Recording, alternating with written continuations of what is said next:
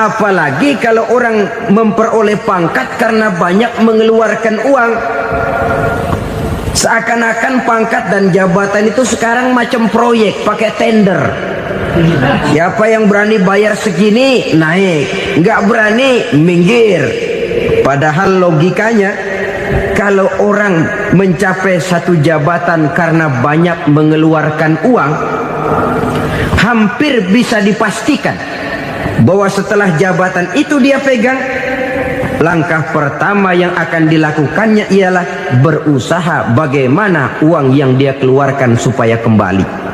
Ya paling kurang pulang modal dulu dong. Kemudian kita melihat juga ada orang yang menilai bahwa bahagia itu katanya kalau punya kedudukan yang tinggi, pangkat yang agung, wibawa yang besar. Mungkin betul, tapi mungkin juga tidak. Bergantung kepada hati orang yang punya pangkat itu.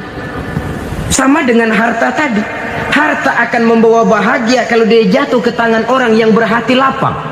Tapi harta akan jadi bencana kalau jatuh ke tangan hati orang yang sempit. Pangkat akan membawa bahaya kalau jatuh di tangan hati orang yang sempit. Lebih dari itu, kenyataan mengajarkan kepada kita bahwa ternyata pangkat dan jabatan tidak selamanya memberikan kebahagiaan dalam kehidupan. Bahkan resikonya kelewat besar. Beberapa bukti kita bisa ambil dari para pemimpin dunia yang menjadi korban lantaran pangkat dan jabatan yang disandangnya. Saudara ingat Presiden Abraham Lincoln dan John Kennedy dari Amerika? Dibunuh orang. Park Chung-hee dari Korea Selatan, Ziaur Rahman dari Bangladesh, Anwar Sadat dari Mesir, terakhir Indira Gandhi dari India, menjadi korban dari pangkat dan jabatan yang disandangnya dari orang-orang yang tidak senang dia memegang jabatan itu. Dia akan mudah mengundang bencana.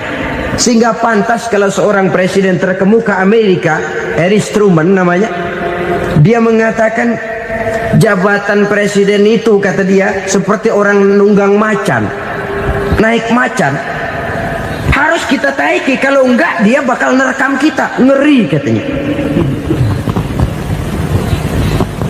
Adapun orang yang hatinya lapang, kalau dia menerima pangkat dan jabatan, dianggapnya itu satu kesempatan untuk berbuat baik. Tapi orang yang berhati sempit, menerima pangkat dan jabatan, bukan kadang-kadang menerima, malah berusaha setengah mati mencapai dengan segala cara. Kalau perlu jilat atas, jilat atas. Jadi golongan sumuhun dawu. Jadi kelompok kulon nuwun, yes sir, yang kerjanya cuma oke bos. Kalau perlu jilat atas, jilat atas. Kalau perlu injak yang bawah, injak yang bawah. Perlu sikut kiri kanan, sikut kiri kanan. Yang penting pangkat dapat, jabatan dapat. Orang yang semacam ini, kalau sudah mempunyai pangkat dan jabatan, biasanya dia tidak menganggap itu sebagai amanah, tidak menganggap sebagai kesempatan berbuat baik, tapi malah kesempatan untuk memperturutkan hawa nafsunya yang dilatar belakangi oleh kesempitan hatinya tadi. Apalagi kalau orang memperoleh pangkat karena banyak mengeluarkan uang. Seakan-akan pangkat dan jabatan itu sekarang macam proyek, pakai tender. Siapa yang berani bayar segini naik, nggak berani minggir. Padahal logikanya, kalau orang mencapai satu jabatan karena banyak mengeluarkan uang, hampir bisa dipastikan bahwa setelah jabatan itu dia pegang, langkah pertama yang akan dilakukannya ialah berusaha bagaimana uang yang dia keluarkan supaya kembali. Ya paling kurang pulang modal dulu dong. Soal mikirin rakyat soal nanti, tapi ini modal harus pulang. Itu celakanya kalau orang memperoleh pangkat dan jabatan cuma karena banyak mengeluarkan uang. Jarang orang yang mempunyai keyakinan dan pandangan bahwa pangkat dan jabatan merupakan amanah. Jadi sekali lagi, pangkat dan jabatan mungkin saja membawa kebahagiaan kalau jatuh ke tangan orang yang berhati lapang. Tapi bisa jadi bencana kalau dia jatuh ke tangan orang yang mempunyai hati yang sempit. Dan lagi-lagi stresnya hati yang lapang. Lalu sebagian orang, saudara, ada yang berpandangan katanya bahagia itu kalau jadi orang terkenal, mempunyai popularitas, menjadi idola di kalangan remaja, di kalangan orang tua, di segala lapisan masyarakat. Padahal makin populer orang makin terikat dia. Ya kalau macam kita ini kan nggak punya nama, nggak populer, tengah malam buta mau nongkrong di warung Tegal aman. Tapi pangkat, jabatan, kedudukan, popularitas menyebabkan kita diikat dengan berbagai macam peraturan. Cuma mandi sama ke WC saja yang nggak dikawal.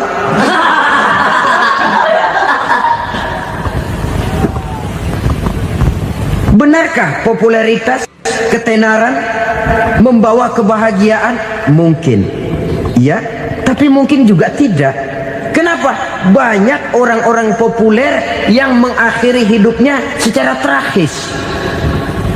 Kita ambil beberapa nama. Di Amerika tahun 60-an ada bintang seksi paling terkenal yang dijuluki seks bom, bom seks. Sampai sekarang jadi legenda, namanya Marilyn Monroe. Singkatan dobelnya itu inisialnya MM, Marilyn Monroe. Terkenal top sampai dia mati tahun 62, namanya sekarang masih saja dibicarakan orang. Kenapa dia bunuh diri? Tidak punya hartakah dia? Banyak. Kurang populerkah dia? Seluruh dunia mengenalnya.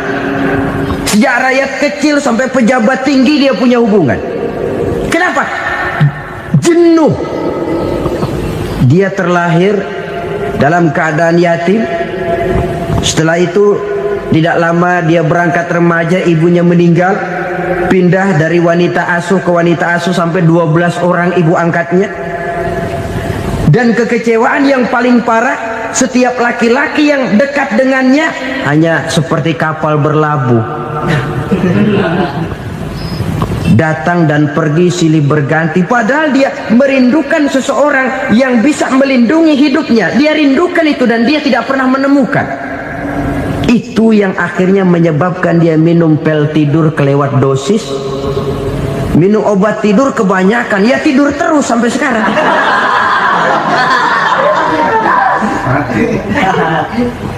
Dia mengakui, saya telah memiliki ketenaran, tapi saya tidak pernah hidup dalam ketenaran itu. Saya pandai main sandiwara, tapi saya ingin hidup dalam alam yang real sebagaimana umumnya orang. Itu yang dia rindukan. Menyusul jejak yang namanya Marilyn Monroe ini, Billie Holiday, saudara kenal tentu, di rumah sakit dirawat. Dia juga minum obat overdosis, mati lagi. Jimi Hendrix minum obat tidur overdosis kelewat batas, mati lagi. Lalu yang menghanyutkan diri di danau, Janis Joplin dan Brian Jones. Ini orang-orang populer, orang-orang terkemuka yang mengakhiri hidup secara tragis, bukan karena tidak terkenal, mungkin karena sudah saking terkenalnya. Contoh paling belakangan, Bruce Lee. Wah, ini tukang-tukang keprok tentu kenal siapa dia. Sampai sekarang pun tabir kematiannya masih merupakan misteri. Dan yang masih hidup juga menunjukkan gejala yang aneh. Michael Jackson, rumahnya di Beverly Hills itu dijaga sedemikian rupa, dan dia selalu curiga kepada setiap makanan. Harus steril, bersih dari segala macam kimia. Kemana dia pergi, itu tukang-tukang keprok sudah selalu menjaga dan mengawal, dan dia seakan takut menunjukkan mukanya yang asli. Hingga kalau tampil ke tengah di luar show, dia kadang memakai pakaian yang tidak menunjukkan dia yang sebenarnya. takut dikenali orang. Ternyata popularitas sering jadi momok yang meracuni kehidupan manusia. Oleh karena itu, benarlah junjungan kita pada saat beliau mengajarkan orang akan bahagia kalau dia mempunyai hati yang lapang. Nah, sekarang masalahnya untuk mendapatkan hati yang lapang caranya bagaimana? Kita kembali kepada konsep Quran. Allah mengajarkan, ala inna bidzikrillahi tatmainnul qulub. Ketahuilah bahwa dengan banyak mengingat Allah, hati akan tenang, jiwa akan lapang. Dengan kata lain, dekat dengan agama, merasakan kehadiran Allah dekat dalam hidup. Itu muara pertama untuk mencapai hati yang lapang. Ala inna bizikrillahi tatmainnul qulub. Jangan macam orang sekarang ingin mendapatkan ketenangan lalu tapak di puncak gunung, di gua-gua, di tempat sepi. Iyalah kalau nggak ada ular. Kalau tergigit ular berbisa, ketenangan belum, mati jelas itu. Islam positif untuk mendapatkan ketenangan. Ala inna bizikrillahi tatmainnul qulubi. Bahwa ketahuilah bahwa dengan banyak mengingat Allah, hati akan tenang, jiwa akan lapang, nuansa pikiran akan luas. Karena yang namanya bahagia ada dimanapun manusia berada. Di kampung ada bahagia, di kota ada bahagia, di ngarai, di lembah, di gunung, di hutan, di lautan, di angkasa luar, dimanapun bahagia itu ada kalau kita bermodalkan hati yang lapang ini. Dan hati akan lapang kalau kita dekat dengan agama. Dekat dengan harta buat sementara hati mungkin tenang, tapi ketenangan yang relatif dan temporer. Apalagi orang tiap kali tambah harta, tiap kali tambah rencana. Itu wajar. Mungkin sebelumnya saudara berpikir, kalau punya duit 5.000 enak nih. Begitu punya duit 5.000, aduh sayang kalau 10.000 aja. Tiap kali tambah harta, tiap kali lain rencana. Makin banyak rencana, makin menjauhkan kita dari yang namanya ketenangan. Padahal ketenangan merupakan unsur utama untuk mencapai bahagia. Dan ketenangan itu bermuara dalam hati manusia. Tengoklah kehidupan ini. Orang yang banyak harta dengan orang miskin, berbedakah rasa sakit yang mereka tanggungkan? Rasanya tidak. Walaupun si kaya tidur di kasur empuk berselimutkan sutra mahal, sementara si miskin meringkuk di balai bambu yang keras dan kasar. Apabila maut datang, dia juga tidak pernah pilih bulu.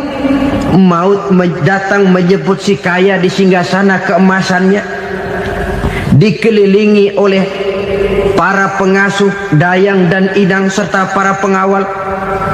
Dan maut pun datang menjemput si miskin papa sehingga ia tergelepar di tepian jalan. Kedua-duanya bernama mati. Kalau nyata bahwa sakit yang ditanggung si kaya tidak beda dengan sakit yang ditanggung si miskin, bukan harta semata yang membuat orang bahagia.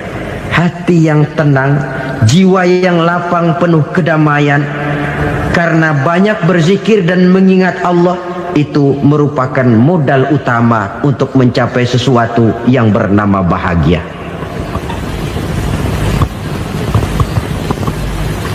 Saudara hadirin yang saya hormati, inilah yang pertama dari 4 ciri yang digambarkan oleh Nabi tentang tanda-tanda orang bahagia.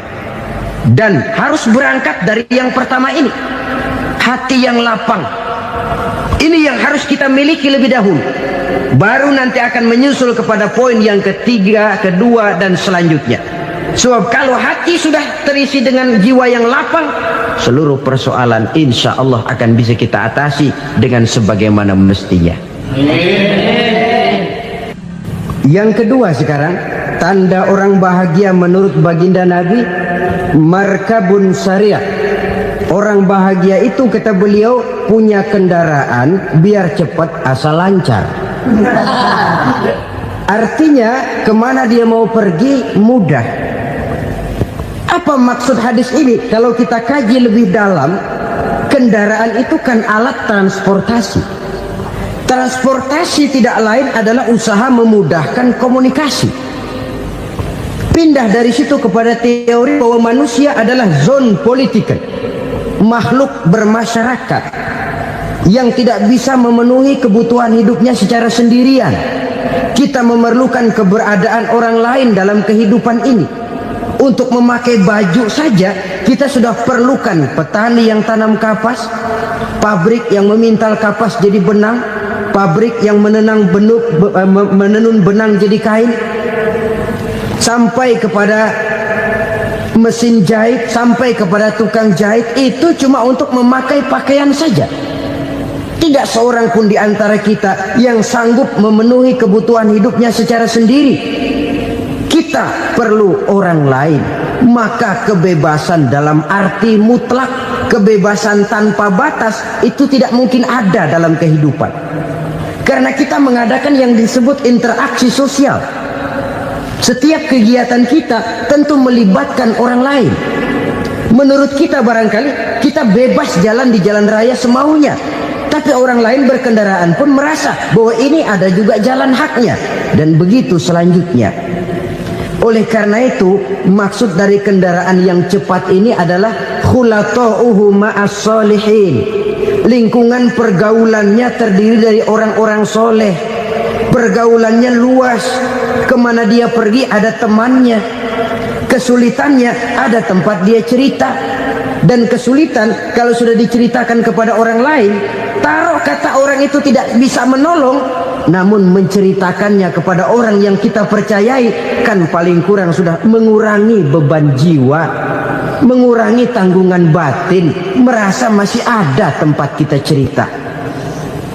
Maka lebih baik orang awam yang mau bergaul ketimbang orang setengah alim tapi ngunci pintu.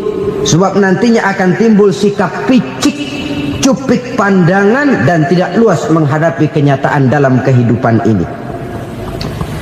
Namun yang harus kita garis bawahi, pergaulan memang mesti luas. Namun jangan sekali-kali lupa bahwa pergaulan sangat besar pengaruhnya dalam ikut membentuk kepribadian manusia. Sehari-hari bisa kita bilang, kalau kita dekat sama tukang minyak wangi, sekalipun nggak dibagi minyaknya, baunya tentu dapat. Betul? Tapi dekat sama tukang elas, walaupun nggak kena apinya, asapnya mesti kena. Kalau Syauqi mengatakan lebih jelas lagi, man asyaral asyrafa asa musyarrafan wa muasyiral anzali ghairu musyarrafin. Awalam taral jildal hakira muqabbalan bisagri lamma sara jildal mushaf. Siapa yang bergaul dengan orang mulia, dia bakal ikut menjadi mulia. Tapi siapa yang berteman dengan orang hina, dia tidak bakal ikut menjadi mulia. Tidakkah kau lihat, kata Syauqi, kulit kambing yang hina pun dicium orang ketika menjadi kantong Quran. Kulit kambing hina, kalau dia sendirian gak ada yang mau cium. Tapi begitu dia bergaul dengan Quran, menjadi kantong Quran, dipakein minyak wangi, ditaruh di tempat yang tinggi, mau diambil dicium dulu, dibawa dengan penuh hormat dan hati-hati. Kulit kambing yang hina lantaran berteman dengan Quran, numpang mujur.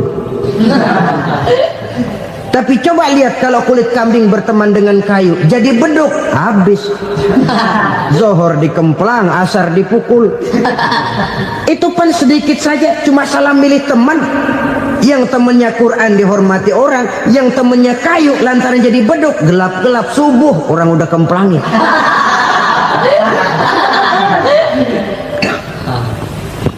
Maka terutama kepada adik-adik remaja yang masih mencari identitas diri, yang ibarat kaset masih kaset kosong, mudah diisi oleh apapun, pandai-pandailah memilih teman dalam bergaul. Karena banyak orang yang tadinya baik-baik, ketika terseret dalam pergaulan dengan orang yang tidak baik, kebaikannya menjadi lentur dan luntur. Tapi berapa banyak bajingan-bajingan tengik, Orang-orang yang berlumur noda dan dosa, tiap hari melakukan maksiat, namun bergaul dengan orang yang baik-baik, pada akhirnya sedikit demi sedikit beringsut dan berangsur dia terbiasa mengikuti kebaikan-kebaikan. Saya tekankan ini kepada remaja karena mereka masih mencari identitas diri. Apa yang mereka lihat mereka mau, apa yang mereka dengar mereka ingin tahu. Coba lihat kehidupan remaja. Pulang nonton film Rambo, pengen jadi Rambo, gagah, maunya belekai melulu. Pulang nonton film Superman, pengen bisa terbang. Pulang nonton India, nyanyi melulu. Wajar, mereka masih mencari identitas diri. Saya ini sebenarnya siapa? Lingkungan, pergaulan akan membentuk itu. Karena itu pandai-pandailah bergaul, karena ia sangat besar pengaruhnya dalam ikut membentuk kepribadian manusia. Apalagi sifat yang jelek lebih cepat menularnya ketimbang sifat yang baik. Sifat yang baik, watak yang soleh itu lambat sekali untuk menular. Tapi yang tidak baik, kan prosesnya mah kalau remaja biasanya mula-mula dengar. Karena dengar lalu pengen tahu. Karena pengen tahu lalu ngeliatin. Begitu ngeliatin kan pengen nyobain. Setelah nyobain ketagihan. Nah, ini prosesnya. Yang namanya ganja, morfin, narkotik awalnya kan begitu. Mula-mula denger katanya kalau sudah fly to the sky, sudah melayang ke langit katanya, disitulah puncak kebahagiaan. Mulanya cuma denger. Karena denger pengen tahu. Karena pengen tahu lalu ngeliat, kumpul sama orang yang suka ngeganja. Setelah ngeliat, nah pengen ngerasain. Begitu ngerasain enak juga, ketagihan. Kalau sudah ketagihan jadi penyakit kronis, bisa merembet kepada yang lain. Iya, kalau orang tuanya mampu untuk beli morfin, beli ganja. Kalau tidak kan pikirannya ngayap, jemuran siapa ya gue sabet. Timbullah perbuatan-perbuatan negatif yang bermula dari salah pergaulan.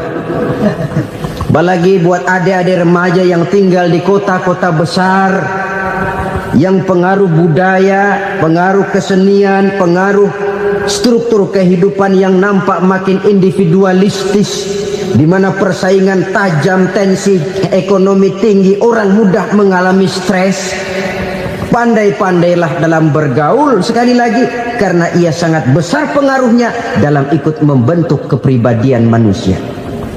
Orang bahagia punya kendaraan yang cepat, artinya punya pergaulan yang luas, dan lingkungan pergaulannya terdiri dari orang-orang yang soleh. Kemana dia pergi ada teman, kesulitannya ada tempat dia cerita. Tapi kalau sudah menyendiri, hidup sendiri, kesulitan dipikiri sendiri, bisa mati belum waktunya. Tidak ada tempat berbagi rasa, tidak ada tempat bercerita, tidak ada tempat mengurangi beban dalam kehidupan. Pantas betul kalau Islam sangat menggalakkan dan menganjurkan orang kalau sudah sampai waktunya itu untuk melangsungkan nikah. Kata Nabi, ya ma'syaras syabab man istata'a minkumul ba'at falyatazawwaj. Hai para pemuda, kalau sudah mampu memberi nafkah, kawinlah, nikahlah kamu. Kenapa? Sudah ada teman hidup, tempat berbagi rasa.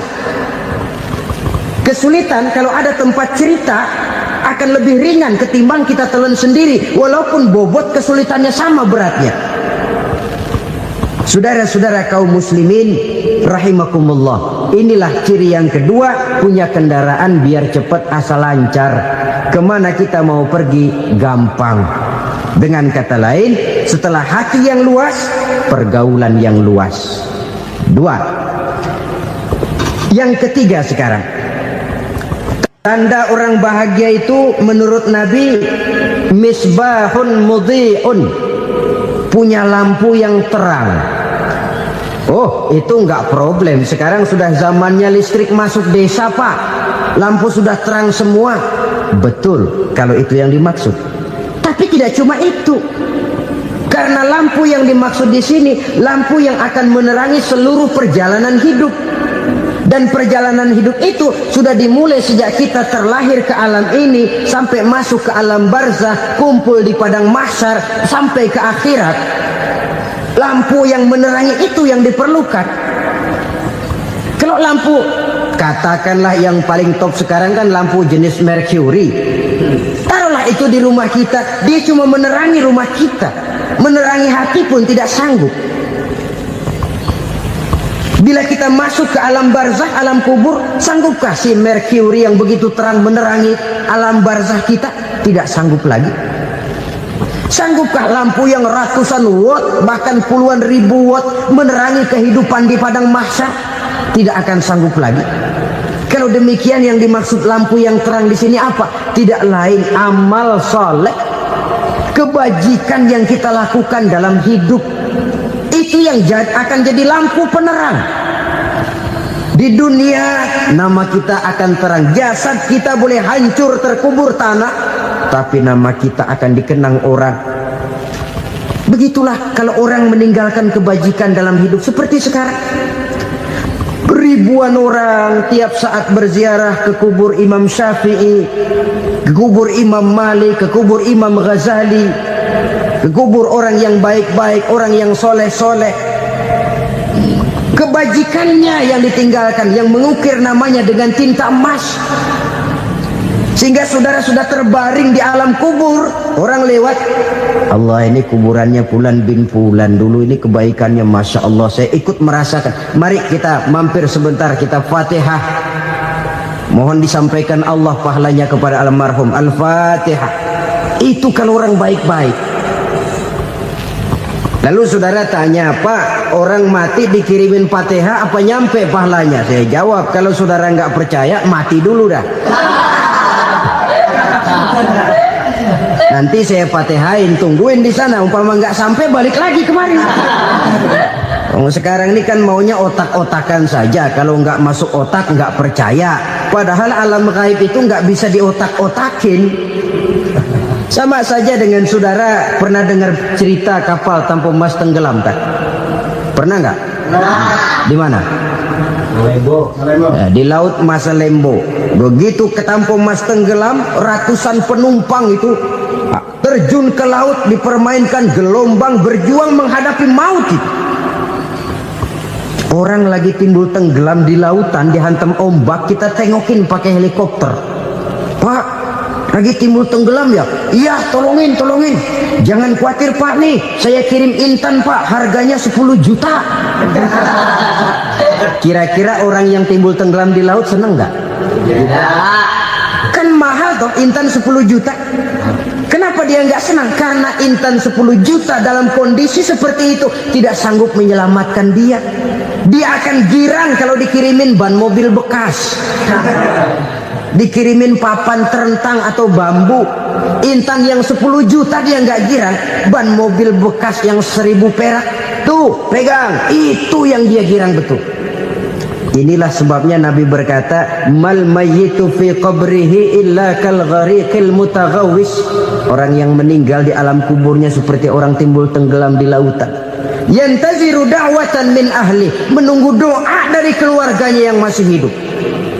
Duh, bapak saya sudah meninggal, saya sayang benar sama dia. Kirimin kulkas ke kuburannya Itu sama saja dengan tadi orang tenggelam di lautan dikirimi intan yang harganya 10 juta, tidak sampai.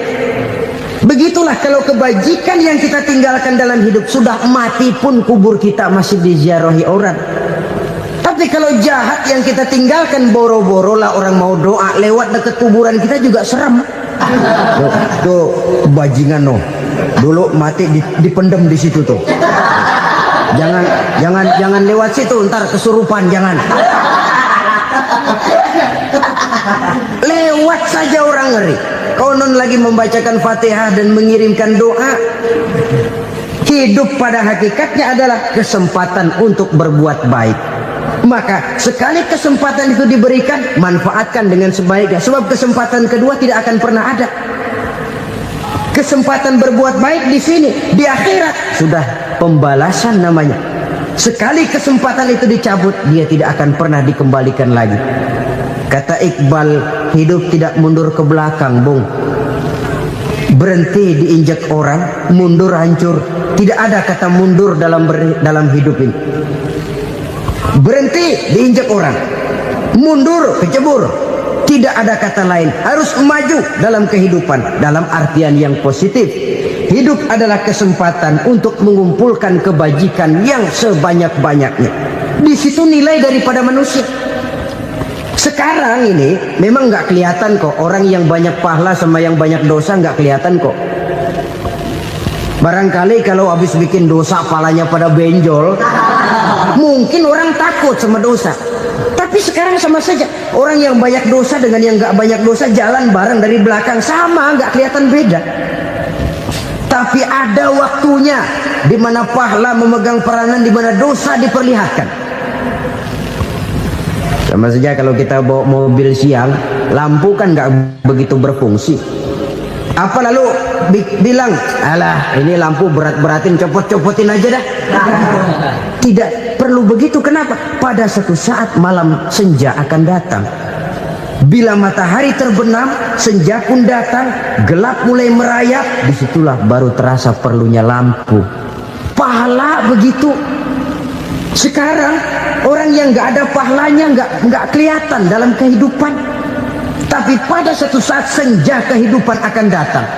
Ajal merenggut nyawa, malam merayap, dan hidup mulai diliputi kegelapan di alam barzakh. Dikala itu kalau nggak punya lampu, alangkah malangnya kita. Sebab amal yang baik, kata Nabi, di alam barzakh itu akan diciptakan menjadi perempuan yang cantik menemani kita. Amal yang jahat akan menjadi orang yang paling jelek nemenin kita. Udah di tempat gelap yang nemenin jelek.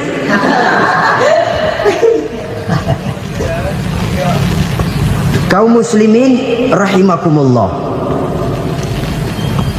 Kalau demikian masalahnya, tergantunglah kita pandai memanfaatkan waktu. Al-waktu kasayf, waktu itu cepat sekali. Yang namanya waktu itu tahu-tahu. Tahu-tahu udah tahun 87. Tahu-tahu udah begitu. Tahu-tahu yang kemarin anak-anak, sekarang udah pada punya anak. Tahu-tahu saja itu. Begitu cepat waktu berlalu. Kalau tidaklah pandai kita memanfaatkannya, akan rugi kita. Nabi bersabda, "Man kana yaumuhu khairun min amsihi fahuwa rabih." Barang siapa yang hari ini lebih baik daripada hari kemarin, itu orang untung. Hari ini lebih baik daripada kemarin. Bulan ini lebih baik dari bulan kemarin. Tahun ini lebih baik dari tahun kemarin. Itu orang yang beruntung. Tahun kemarin sembayangnya maghrib doang, sekarang udah tambah isya.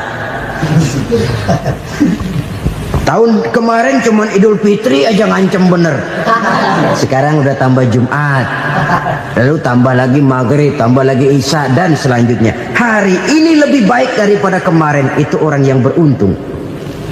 Wa man kana yaumuhu mislu amsihi fahuwa khasir. Lalu barang siapa yang hari ini sama saja dengan hari kemarin, itu orang rugi. Hari ini sama dengan kemarin, rugi itu. Bulan ini begitu, bulan kemarin begitu, tahun ini begitu, tahun lalu juga begitu. Rugi itu orang. Rugi apa? Rugi umur. Umur tambah, amalan gak pernah tambah. Dan saya pikir lebih merupakan azab ketimbang nikmat kalau orang dikasih panjang umur cuma untuk numpuk dosa. Mending mana? Panjang umur banyak dosa sama pendek umur dikit dosa? Mending mana? Mending mana? Ya, paling mending tentu panjang umur banyak pahala. Tapi kalau tidak, sekali lagi, lebih merupakan azab ketimbang nikmat kalau orang diberikan panjang umur tapi cuma untuk sekedar menumpuk dosa. Kehilangan kesadaran bahwa dunia bukan terminal akhir dari satu perjalanan. Dia cuma halte di mana kita berhenti sebentar untuk menuju kepada terminal yang hakiki. Saudara-saudara kaum muslimin rahimakumullah. Inilah lampu yang akan menerangi kehidupan. amal yang kita lakukan di dalam kehidupan. Jadi yang dimaksud dengan lampu yang terang, kebajikan yang kita kerjakan dalam hidup. Nah, setiap orang di awal tadi saya bilang ingin bahagia. Bahagia itu kan hakikatnya kumpulan senang dan selamat. Senang, selamat. Apa bedanya? Senang tapi tidak selamat, nggak bahagia. Selamat tapi nggak senang, nggak bahagia orang. Contoh, kalau orang korupsi, duitnya banyak, senang dia, tapi keselamatannya. Ada tentara baris di samping rumahnya udah bingung, padahal tentara latihan. Tentara cuma latihan, dia bingung. Senang, tapi karena keselamatannya tidak terjamin, dia tidak bahagia. Sebaliknya pegawai negeri jujur benar, cuma segaji-gajinya, selamat nggak korupsi, tapi melarat, ya nggak bahagia juga, kurang senang. Kesenangan dan keselamatan untuk dunia saja, ya sekali lagi, kalau cuma sekedar untuk dunia saja, bisa dibeli pakai uang. Bisa dibeli pakai uang. Saudara ingin selamat, bisa dibeli pakai uang. Saudara ingin senang, bisa dibeli dengan uang. Tapi setelah mati, masuk ke alam barzah, habis kekuasaan uang. Nggak bisa lagi beli keselamatan pakai uang. Tidak mungkin lagi membeli kesenangan dengan uang. Di situ pahala yang megang peranan. Makin banyak pahala, makin banyak saham untuk membeli kesenangan dan keselamatan, untuk memperoleh yang namanya bahagia. Dan jangan lupa loh, di alam barzah kita nggak sebentar, menunggu datangnya kiamat. Loh iya, kalau kita begitu dikuburin terus kiamat datang, untung. Tapi kalau masih harus 1000, 2000, puluhan ribu tahun yang akan datang, dalam satu penantian yang begitu lama, tanpa saham untuk memperoleh kebahagiaan, satu kemalangan yang tidak ada pernah putus-putusnya.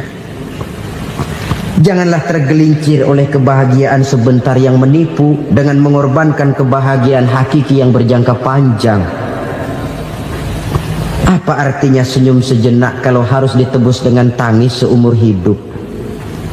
Biarlah kita minum jamu, pahit memang, getir memang, tapi kan besok badan sehat. Daripada sekarang minum sirup, manis memang, enak memang, tapi bibir pada jontor besok. Sirawan, batuk, nggak karu-karuan. Banyak orang tertipu oleh kesenangan yang sebentar. Padahal laisa kullu ma yalma'u zahaban. Belum tentu semua yang berkilat itu emas. Belum tentu semua yang gemerlap itu intan. Karena itu, marilah manfaatkan kesempatan yang diberikan Allah ini untuk mengumpulkan kebajikan yang sebanyak-banyaknya. Yang terakhir sekarang, yang keempat, tanda orang bahagia kata Nabi, zaujatun salihah. Orang bahagia itu tanda yang keempat kata Nabi, punya istri biar cakep asal taat. Sudah surga itu, cakep taat. Istri kayak gitu, kalau belum mati jangan dikuburin dulu. Sudah cakep taat lagi. Tapi kadang-kadang enggak, udah jelek ngadat melulu. Apa yang mau dipilih? Sebab itu Quran mengatakan istri pakaian untuk suami, suami pakaian untuk istri. Kenapa suami istri diibaratkan pakaian? Alangkah tingginya gaya bahasa Quran ini. Suami istri teman hidup, hidup perjalanan panjang. Sejak kita dalam rahim sudah ada hidup kan di sini. Sampai ke alam dunia, masuk ke alam barzah, kumpul di padang mahsyar, sampai menuju akhirat, itu perjalanan hidup. Carilah istri atau suami, teman hidup yang membawa manfaat tidak hanya kehidupan di dunia ini, sampai di alam barzah, sampai di padang mahsyar. Suaminya mungkin meninggal lebih dulu, atau istrinya mungkin meninggal lebih dulu, tapi suami atau istri yang masih hidup berbuat kebajikan. Suami saya meninggal, ada hartanya, saya sedekahkan, niat pahala untuk almarhum suami saya. Ini teman hidup, tidak dibatasi dan tidak bisa dipisahkan oleh maut sekalipun. Zohirnya mungkin pisah, badannya mungkin pisah, tapi hatinya, jiwanya, kebersamaannya dalam menghadapi kehidupan. Karena itu, saudara-saudara, bahasa Quran indah. Suami istri diibaratkan seperti pakaian. Apa fungsi pakaian? Pertama, pakaian jadi kebanggaan. Artinya, suami harus menjadi kebanggaan istri, istri harus jadi kebanggaan suami. Yang kedua, pakaian itu kan fungsinya menutup aurat. Artinya, sesama suami istri harus saling menjaga kekurangan masing-masing. Jangan malah sesama suami istri saling membongkar rahasia dan aibnya sendiri-sendiri. Istrinya diceritain jeleknya di mana-mana, atau suaminya dibongkar rahasianya di pasar umum. Itu sudah tidak lagi berfungsi sebagai pakaian. Kenapa semua ini diperlukan? Karena kita menyadari bangsa yang baik terdiri dari masyarakat yang baik. Masyarakat yang baik merupakan susunan dari warga yang baik. Warga yang baik adalah terdiri dari rumah tangga yang baik. Dan rumah tangga yang baik merupakan susunan dari pribadi yang baik. Dari situ langkah dimulai. Membangun satu bangsa yang baik diawali dengan membangun rumah tangga yang baik, dengan menciptakan pribadi-pribadi yang baik. Sehingga dari sini diharapkan berkembanglah nilai-nilai kebaikan. Orang akan bahagia mempunyai istri yang soleh. Kenapa? Tidak ada seorang suami bisa sukses jadi apapun dia, apapun profesinya. Dokterkah, kiaikah, mubalikah, petanikah, pengusahakah, pejabat tinggikah, tidak ada seorang suami yang bisa sukses tanpa peran serta istrinya. Walaupun memang peranan itu tidak begitu kelihatan, tapi sangat menentukan. Karena itu, saudara hadirin yang saya hormati, Islam sangat menghargai kaum wanita, memberikan kedudukan yang tinggi sepanjang tidak mematikan kodrat kewanitaannya. Nah, kalau sudah kesuksesan ini diawali dari rumah tangga, karier di masyarakat mudah untuk dikejar. Tapi keberantakan di rumah tangga merupakan kegagalan pertama di tempat lain.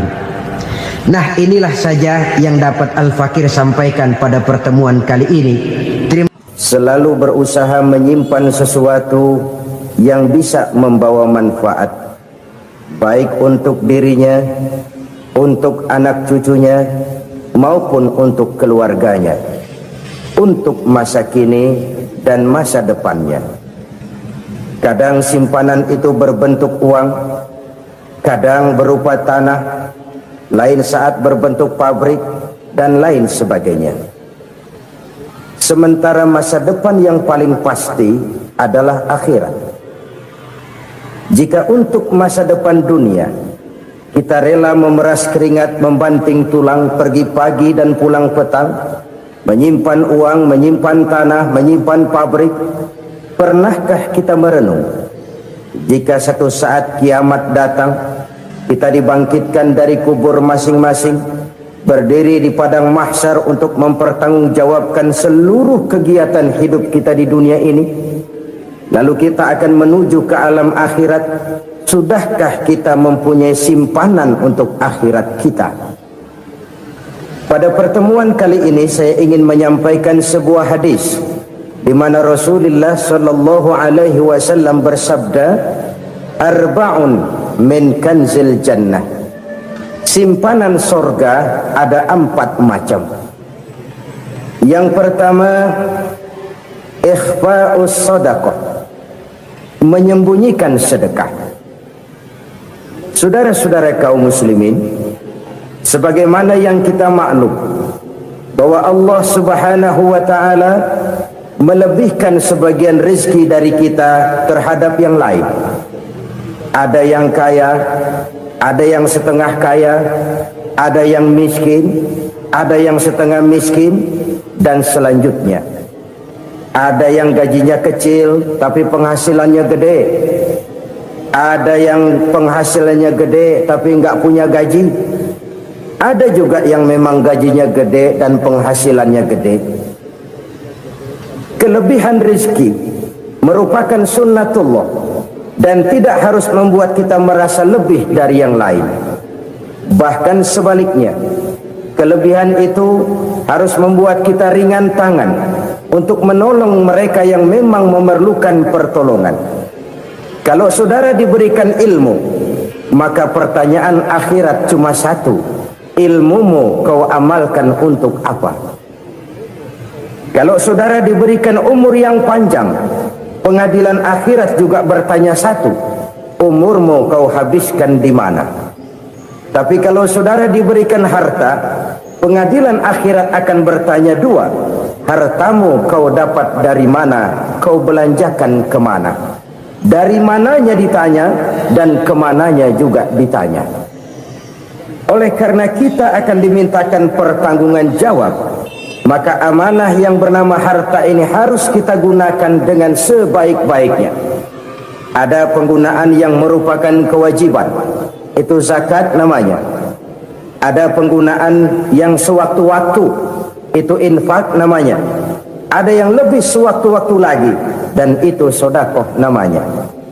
Zakat dia terikat oleh haul dan nisab, oleh putaran batas waktu dan ukuran dari harta itu sendiri. Sedangkan infak terikat oleh situasi dan kondisi perekonomian seseorang. Sedangkan sedekah tidak terikat dengan apapun. Dalam kondisi seperti apapun kita bisa melakukan sedekah dengan yang terkecil sekalipun. Sampai-sampai Rasulullah SAW mengajarkan, la tahqiranna minal ma'rufi syai'an walau an talqa akhaka biwajhin talik. Atau ada hadis, tabassumuka fi wajhi akhika laka sedekah.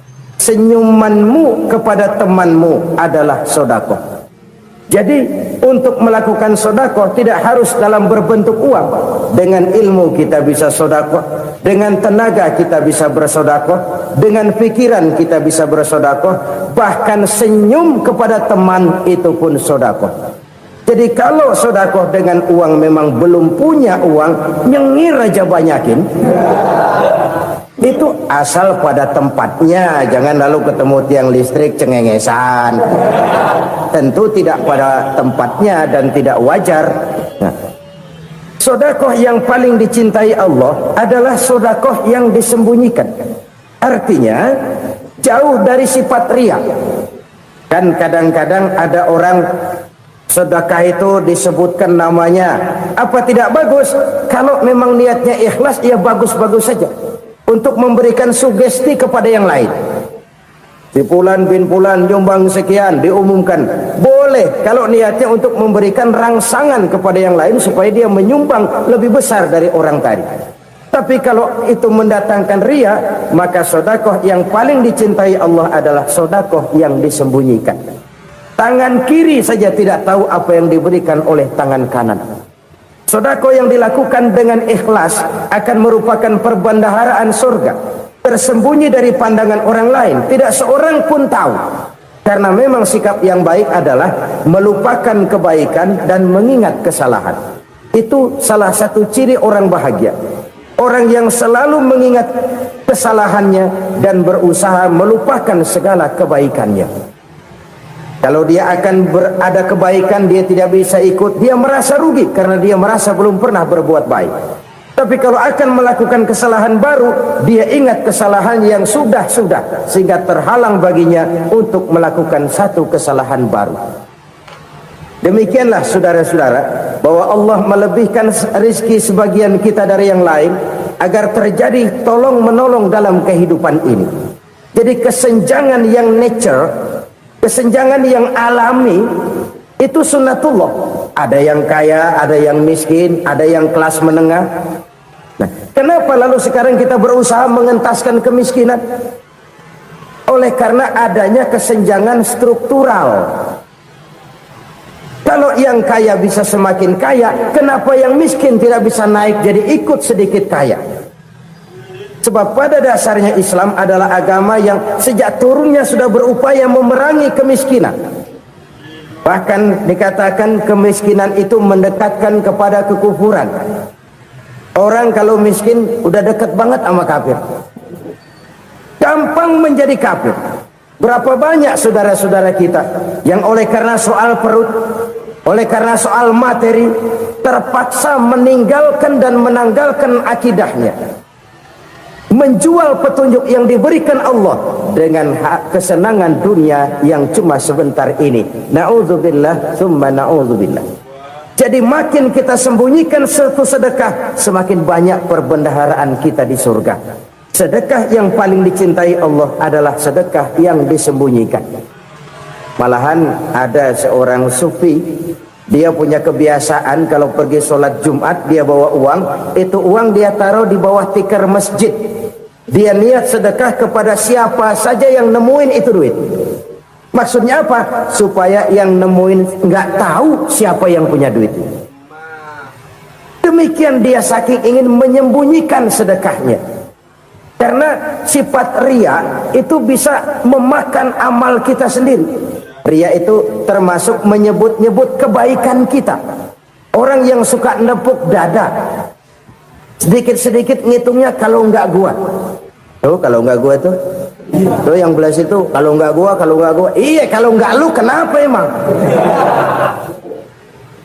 Orang yang suka menepuk jasad, biasanya memang begitu saudara-saudara. Kalau perang lagi berkecamuk, orang nggak sempat ngaku jadi pahlawan. Tapi begitu perang selesai, yang kagak kenal bedil ngaku pahlawan, mas. Itu sesuatu yang biasa. Oleh karenanya, orang-orang yang ikhlas dalam bersedekah, disembunyikannya sedekah itu Allah cinta betul. Malahan ada hadis memberikan jaminan, inna shadaqatal mar'il muslimi tazidu fil umri wa tadfa'u mitatas su'i. Sesungguhnya sedekahnya seorang mukmin tazidu fil umri, bisa menambah umur panjang. Wa tadfa'u mitatas su'i, dan menyelamatkan manusia dari mati secara su'ul khatimah. Jadi siapa yang kepengen panjang umur, banyaklah sedekah. Yang bosan hidup, pelit terus. Sedekah menambah panjang umur dan menyelamatkan manusia dari mati secara su'ul khatimah. Pak, katanya umur itu nggak bisa ditambah, nggak bisa dikurangin.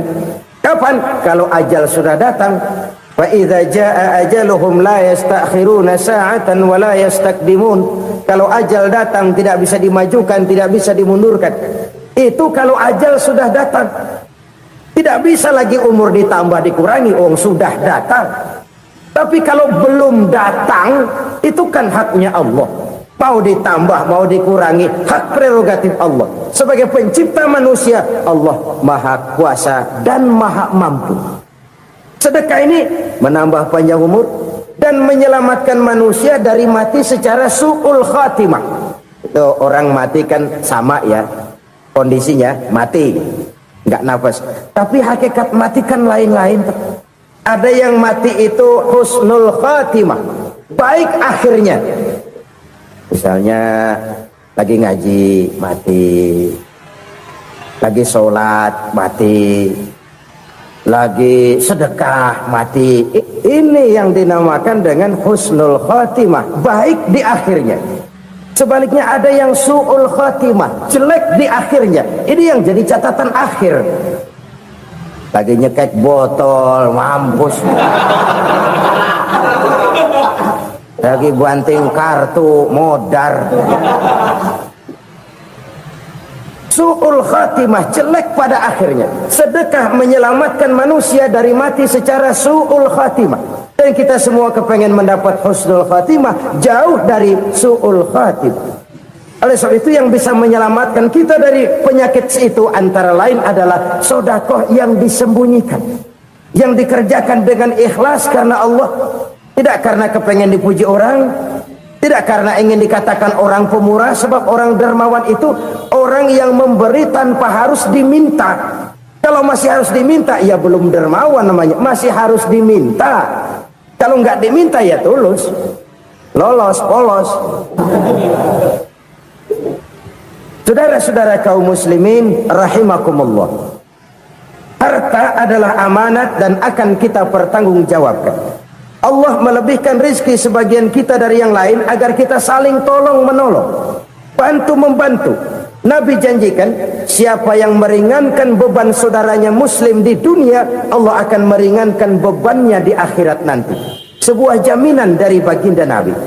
Si orang yang kita bantu barangkali tidak bisa membalas, Allah yang akan membalas lewat jalan lain yang tidak pernah kita sangka-sangka. Ada orang tanya, Pak, ini ada orang nyumbang masjid sambil marah-marah, gimana? Saya bilang sumbangannya aja ambil, marahnya jangan. Marahnya jangan diambil, itu urusan dia. Saudara-saudara kaum muslimin rahimakumullah, umat Islam ini kan umat yang punya potensi besar. Kadang kita merenung, kenapa kadang-kadang pembangunan masjid kok lambat sekali? Kalau hotel hari ini peletakan pertama, bulan depan peresmian. Supermarket hari ini peletakan batu pertama, minggu depan peresmian. Tapi kalau sudah yang namanya masjid, kadang-kadang peletakan batu pertama sekaligus jadi batu terakhir. 3 tahun, 4 tahun, campur nebar jalak di jalanan, duit dijaring kayak ikan sepat.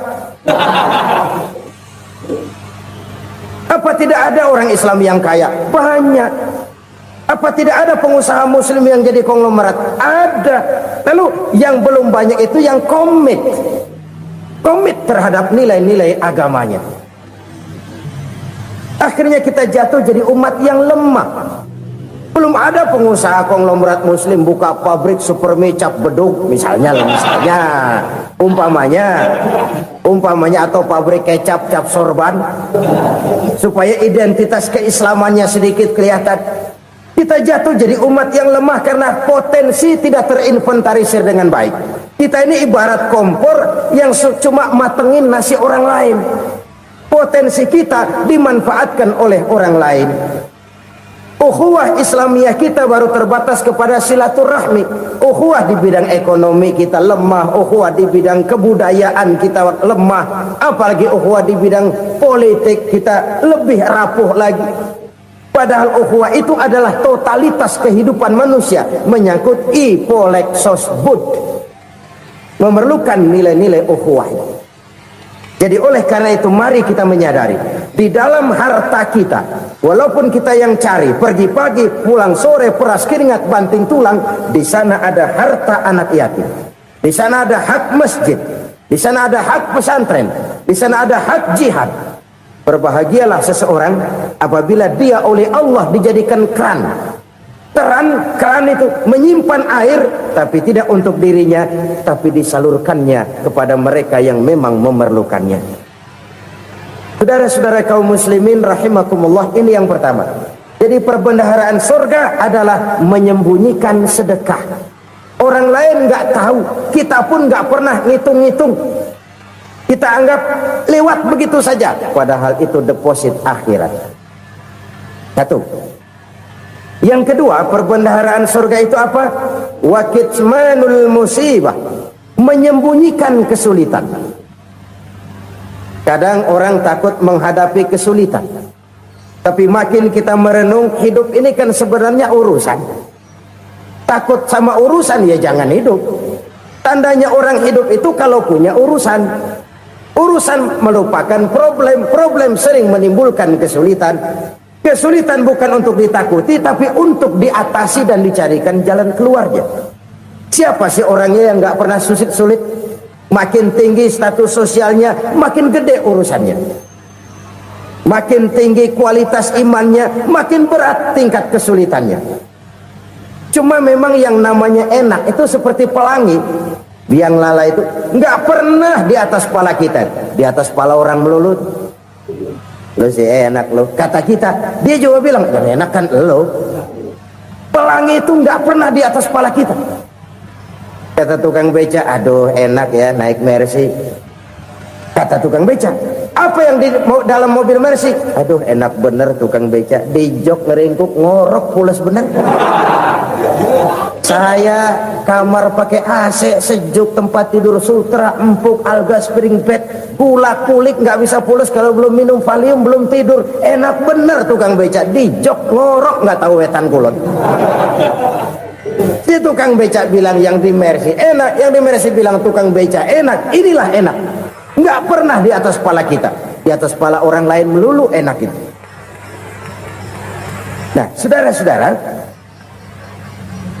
yang merupakan perbendaharaan surga itu orang yang bisa menyembunyikan kesulitan, baik pribadi ataupun rumah tangga. Nih terutama rumah tangga yang jadi soalnya. Kadang-kadang kita ini kalau senang, sebaliknya kalau senang kita diam, kalem aja, cuek.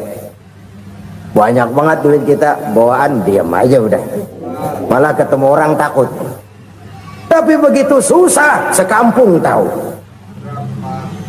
Padahal Nabi mengajarkan perbendaharaan surga itu menyembunyikan musibah, menyembunyikan kesulitan. Kalau enak, cerita sama orang-orang. Kalau nggak enak, rasain sendiri, tekan sendiri, atasin sendiri. Kita kan sebaliknya. Tenang kita diam, asal lagi susah, paling tidak kita nyari teman buat cerita kesusahan. Siapa orangnya yang nggak pernah susah? Cuma soalnya bagaimana kita mengatasi kesusahan itu sendiri. Begitu juga misalnya kalau orang sudah berumah tangga, itu orang tuanya harus menjadi tempat dia cerita yang enak-enak saja. Yang nggak enak rasain berdua, selesaikan berdua, atasin berdua. Jangan dibalik. Asal senang diam, giliran susah aja. Maknya laporan. Terbalik. Bisa menjaga security informasi. Maka nama bayam keluar diam, malah seluitan. Enak amat lo makan daging ayam. Security informasi. Saudara-saudara kaum muslimin rahimakumullah, ujian yang terberat itu yang pernah diberikan kepada para nabi, para rasul, para aulia, para ulama. Makin tinggi keimanan, makin berat bentuk kesulitan. Ayo saya kemukakan satu contoh saja. Ada seorang nabi yang kaya, nabi kaya, namanya Nabi Ayub. Iblis kalau orang begini kan keki, ibadahnya rajin, kaya. Nih yang kayak begini susah digodain. Kalau ibadahnya rajin, miskin, enggali bisa disogok. Sini imannya mantap, ibadahnya rajin, kaya, nabi lagi. Oh, tapi namanya iblis nggak kurang akal. Laporan, Tuhan, kenapa Les? Ya ini bahasa saya, bahasa Qurannya sih nggak gitu. Itu hambamu yang namanya Ayub, dia rajin ibadah cuma karena dikasih kaya aja. Coba kasih miskin dia, berhenti dia sembahyang. Ah, kamu bisa aja. Saya tahu Ayub itu hambaku yang ikhlas. Saya buktiin Tuhan, silahkan. Dibuktiin lah, iblis turun ke alamin. Yang mula-mula dia lakukan, dia rusak sawah ladang Nabi Ayub. Dia binasakan binatang ternak Nabi Ayub. Sehingga dalam waktu singkat jatuhlah Nabi Ayub dari orang paling kaya jadi orang paling miskin. Beliau masih ibadah di mihrab dalam masjid. Datang iblis. Saudara Ayub, ya, lagi ngapain? Ibadah. Nyembah Allah, nyembah Allah. Oh, percuma. Kenapa? Tuhan yang ente sembah nih, dia udah bikin miskin ente. Sawah ladang ente hancur lebur, binatang ternak binasa. Sekarang ente jadi orang paling miskin. Ngapain nyembah Tuhan kayak begitu? Tekor. Udah berhenti dah ibadah, berhenti ibadah. Ini iblis sama Tuhan laporannya lain, yang dikerjakan kepada Nabi Ayub juga lain. Benar begitu iblis kata Nabi Ayub? Iya, sawah ladang saya habis, buras. Binatang ternak saya binasa, binasa. Saya miskin, bangpak. Apa jawab Nabi Ayub? Bukan innalillahi, ini hebat. Alhamdulillahillazi a'tani wa akhza minni. Segala puji bagi Allah yang telah memberikan harta kepada saya dan sekarang mengambilnya lagi. Alhamdulillah. Allah yang ngasih, Allah yang ambil. Itu mah urusan Allah. Iblis cuman ibadah jalan terus, sujud lagi Nabi Ayub. Iblis seleher gondok banget. Dasar Nabi nggak mempan dia apa-apain. Miskin malah alhamdulillah, Allah yang ngasih, Allah yang ngambil. Jadi kalau kita tidak komit, kita tidak terikat kepada kaya, miskin, senang, susah, apa yang bisa bikin kita susah? Jadikan kekayaan, kemiskinan, jadikan senang susah sebagai anak buah yang bisa kita atur. Jangan kekayaan ngatur kita, jangan kemiskinan ngatur kita. Kita yang harus mengatur mereka. Senang susah, kaya miskin, bahagia sengsara, jadikan itu anak buah yang bisa kita atur. Kalau sekarang kita kaya, lain saat boleh jadi kita miskin, semiskin-miskinnya. Allah yang ngasih, Allah yang ngambil. Tenaga mana yang bisa menghalangi? Ibadah jalan terus, iblis makin gondok. Dasar nabi loh. Akhirnya apa? Nabi Ayub dikerjain, diberikan penyakit. Demikian fatal penyakitnya. Bayangin, udah miskin sakit. Masya Allah, miskin sakit. Sakitnya nggak lama, kira-kira 16 tahun. Istrinya 3, 2 mental minta ceraiin. Ngerawatin laki bengek begini, senang belum tentu, susah udah pasti nih, cerai aja, cerai dah, cerai. Tinggal satu Siti Rahmah yang setia menemani beliau, sesetia-setianya hati perempuan. Satu saat Siti Rahmah bilang, "Bang, iya, abang kan nabi bang." Lalu namanya nabi kan doanya jarang meleset bang. Maksud kamu minta kenapa sih sama Tuhan biar abang sembuh baik dah bang? Siti Rahmah, iya. Saya sakit berapa tahun sih dah? 16 tahun bang. Sebelum ini saya sehat berapa tahun? Ya kira-kira 60 tahun bang. Nah coba ente banding-bandingin Rahmah. Saya dikasih sehat 60 tahun, dikasih sakit 16 tahun. Sudah nggak sabar mau doa kepada Allah minta sembuh. Saya malu kepada Allah. Diuji dengan yang luar biasa seperti ini, tidak mengganggu stabilitas kehambaannya. Dia tetap menghamba kepada Allah Subhanahu wa ta'ala. Saudara-saudara kaum muslimin rahimakumullah, kunci menghadapi kesulitan itu apa? Allah jelaskan dalam satu ayat, wa basyiris sabirin alladzina iza asabathum musibah qalu inna lillahi wa inna ilaihi raji'un. Gembirakan orang-orang yang sabar. Siapa mereka itu? Yang apabila mendapat musibah mereka kembali kepada keyakinan dasar, segalanya dari Allah dan segalanya akan kembali kepada Allah. Ini konsepsi dasar dari sikap muslim dalam menghadapi berbagai kesulitan. Segalanya dari Allah, segalanya akan kembali kepada Allah. Kalau ini sudah kondisi dasarnya, maka kita akan lapang menghadapi kenyataan bagaimanapun pahitnya. Apakah itu namanya miskin, apakah itu namanya sakit, bahkan maut sekalipun, segalanya dari Allah, segalanya akan kembali kepada Allah. Ini sikap hidup, bukan sekedar ucapan. Kita kadang-kadang menjadikannya sebagai ucapan, mulutnya sih nggak berhenti, innalillahi wa inna ilaihi raji'un, tapi nangisnya terus gerung-gerungan. Bukan itu, ini kesadaran moral. Kalau segalanya dari Allah, segalanya kembali kepada Allah, kan sebenarnya cuma nunggu giliran. Hari ini saya nyembayangin dia, entah hari apa saya disembayangin orang. Hari ini saya antar dia ke kubur, entah hari apa orang nganterin saya ke kubur. Hari ini saya tahlilkan dia, entah nanti kapan orang tahlilkan saya. Segalanya dari Allah, segalanya akan kembali juga kepada Allah. Oleh sebab itu saudara-saudara, kesulitan bukan untuk ditakuti. Kesulitan justru untuk diatasi, dicarikan jalan keluarnya. Dan tidak ada orang yang tidak pernah mendapat kesulitan. Tidak ada. Semakin tinggi status sosial, semakin tinggi kualitas keimanan, semakin besar juga tingkat kesulitan. Hanya saja bagaimana cara kita mengatasinya. Dan Al-Quran menyatakan, inna ma'al usri yusra. Di balik kesulitan itu pasti ada kemudahan. Roda itu berputar. Karena itu Rasulullah sallallahu alaihi wasallam mengingatkan kepada kita, ta'arraf ila Allah fir raha ya'rifka fis shiddah. Ingatlah kepada Allah di waktu kamu senang, supaya Allah ingat kepada kamu di waktu kamu susah. Kalau waktu senang kita ingat kepada Allah, kita susah, Allah tidak akan meninggalkan kita.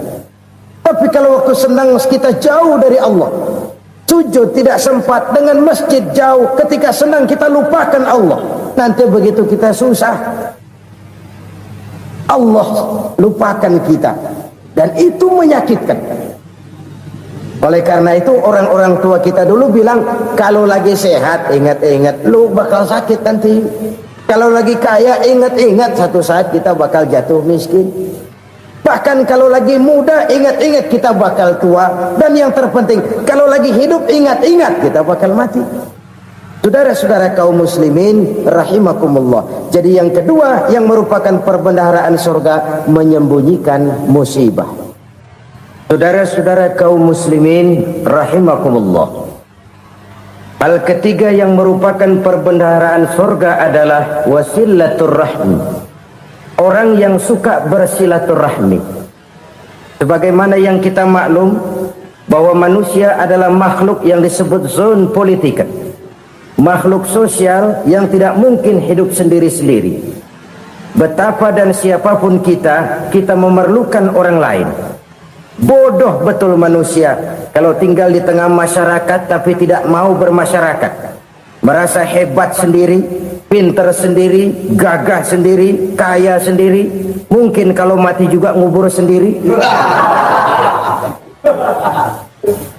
Jangankan kita di sini, di sorga saja Nabi Adam waktu sendirian bengong melulu, mondar mandir. Allah tegur dam sepi dam. Ya ini kalau bahasa saya. Iya Tuhan sepi ini nggak ada coret-corekan pisan ini.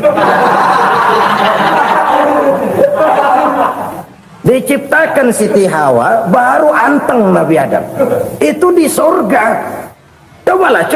Umpamanya saudara tinggal di Jakarta nih. Kayak bener. Apaan aja di Jakarta punya saudara dah. Jembatan Semanggi ambil, Monas buntel bawa pulang, hotel-hotel ambil semua. Cuman tinggal di Jakarta sendirian, apa enaknya? Betapa dan siapapun kita perlu orang lain.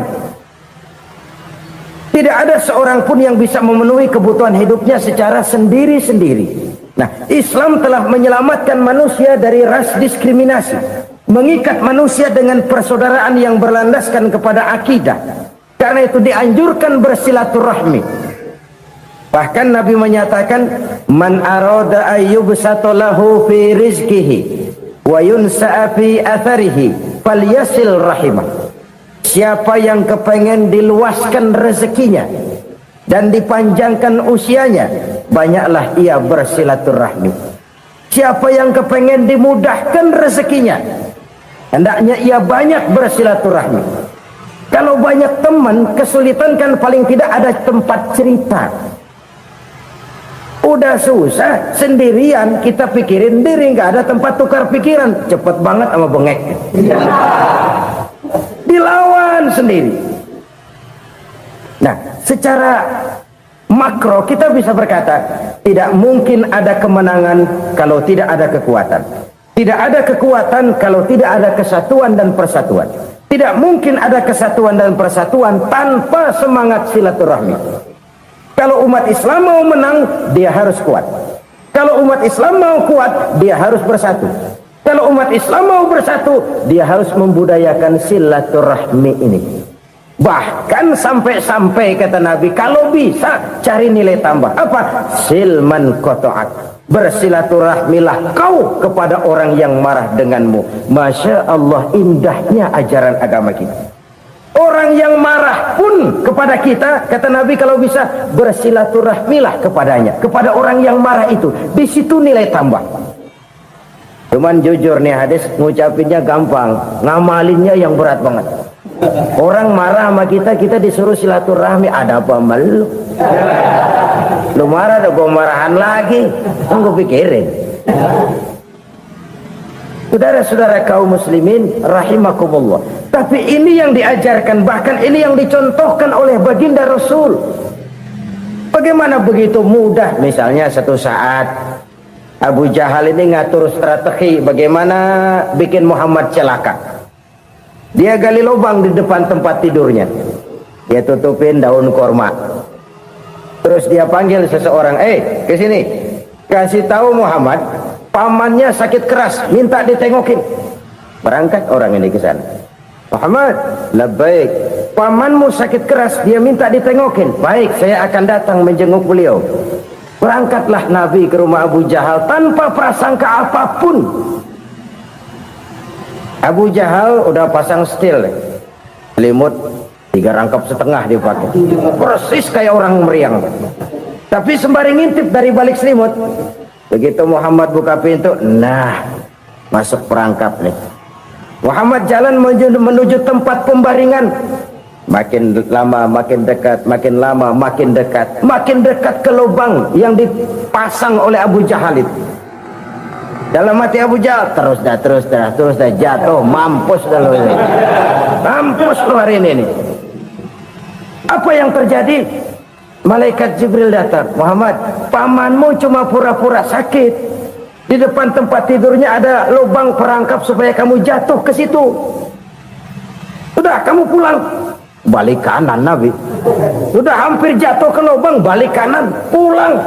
Bayangin kecewanya Abu Jahal. Muhammad dikit lagi, Muhammad dikit lagi. Enggak paman, saya pulang aja. Emosi bangun dari tempat tidur, enggak sadar kalau lagi pura-pura sakit. Lompat ngejar Nabi, dia lupa dengan lubang yang dia gali.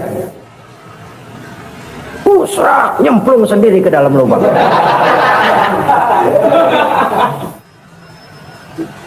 Nabi terus berlalu. Ini terjadi keanehan. Jatuh ke lubang yang dia gali itu sebenarnya nggak terlalu dalam ya, antara 3-4 meteran lah. Tolong saya jatuh ke lubang ini. Datanglah pelayan-pelayannya itu. Angkat saya dari sini. Oh, yang ngulurin tambang. Satu gulung, belum juga nyampe itu tambah. Kurang, beli lagi ke warung. Sambung, ulur lagi, nggak juga bisa sampai. Wah, ini kerjaan Muhammad ini. Tolong, siapa salah seorang kamu ke rumah Muhammad, kasih tahu encangnya kecebur. Minta ditolongin. Sampaikan kepada Rasul. Kenapa? Pamanmu jatuh ke lubang, Muhammad minta tolong diangkatin. Tambang udah nyambung-nyambung nggak nyampe juga. Ya, nanti saya datang, saya tolong. Coba.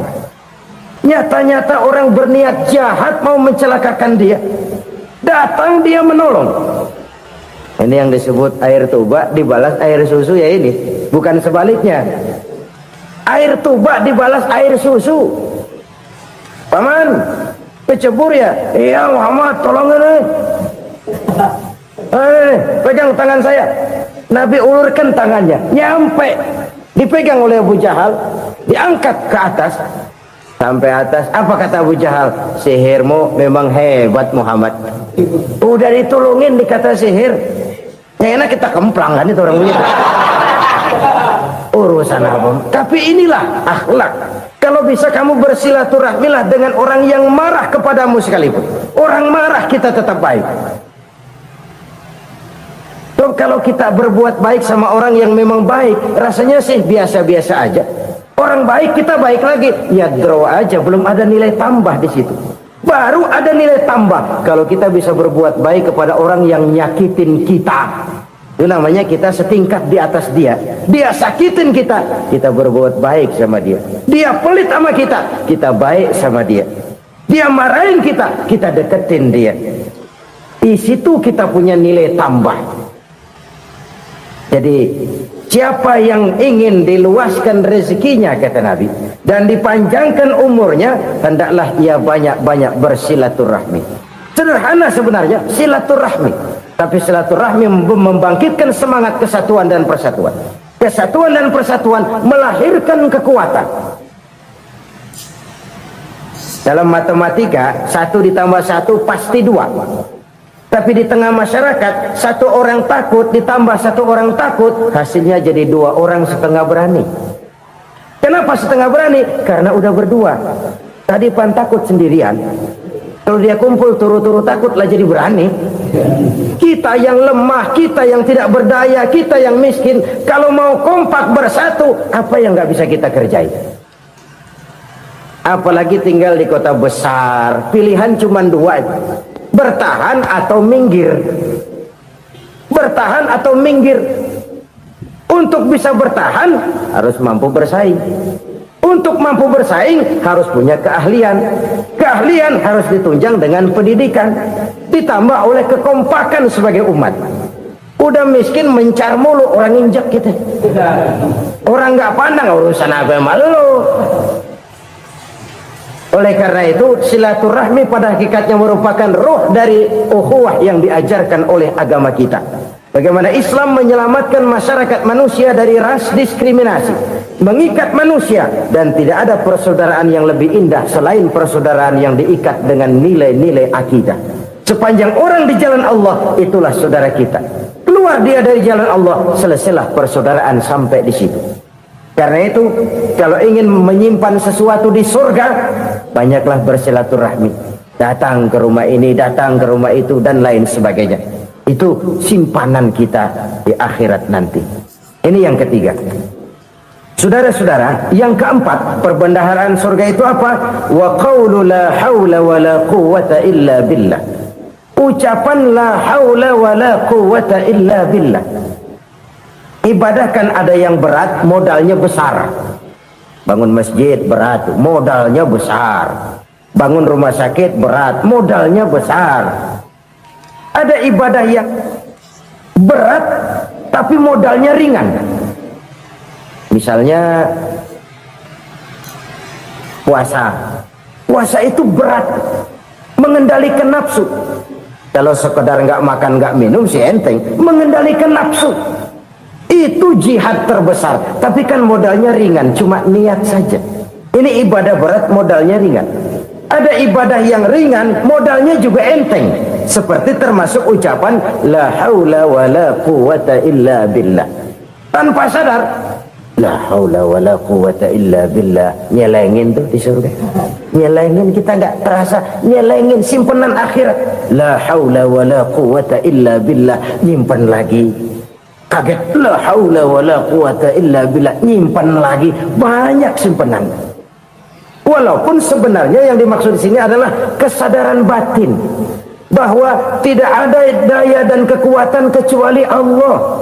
Itu intinya. Kita memulai pekerjaan disunahkan baca bismillah, kan begitu? Apa itu? Kesadaran moral bahwa ini saya bisa kerjakan. Saya kerjakan ini dengan menyebut nama Allah. Kenapa? Kalau Allah tidak memberikan daya dan kekuatan, mana mampu saya kerjakan ini. Maka saya kerjakan ini dengan menyebut nama Allah. Bismillah. Kesadaran moral. Manusia hanya wajib berusaha, tapi nggak pernah wajib berhasil. Banyak hal-hal yang kalau kita renungkan secara rasio nggak mungkin, tapi jadi kenyataan. La haula wa la quwwata illa billah. Tidak ada daya dan kekuatan kecuali bagi Allah semata-mata. Kesadaran moral akan kelemahan dan keterbatasan makhluk bernama manusia. Kadang kita kagum dengan otak, tapi kita sering lupa sama yang bikin otak. Padahal bagaimanapun hebatnya otak, yang bikin otak pasti lebih hebat dari otak. Nggak percaya, silahkan otak-otakan. Inilah kecenderungan. Kita kagum dengan pesawat-pesawat mutakhir, bukan main, besi gede banget terbang itu. Alangkah hebatnya. Lalu apa yang bikin otak tidak lebih hebat dari itu semua? Kita puji laut, apa yang bikin laut tidak lebih hebat dari laut itu? La haula wa la quwwata illa billah. Tidak ada daya dan kekuatan kecuali Allah. Apa yang bisa kita lakukan kalau tidak karena daya dan kemampuan yang diberikan oleh Allah kepada kita? Lahirlah sikap tawadu, rendah hati, tidak melonjak menjadi angkuh dan sombong, sadar akan kelemahan dan keterbatasan diri sebagai makhluk yang diciptakan oleh Allah Subhanahu wa taala. Jadi satu sisi ini ucapan yang berpahala, la haula, jadi wiridan.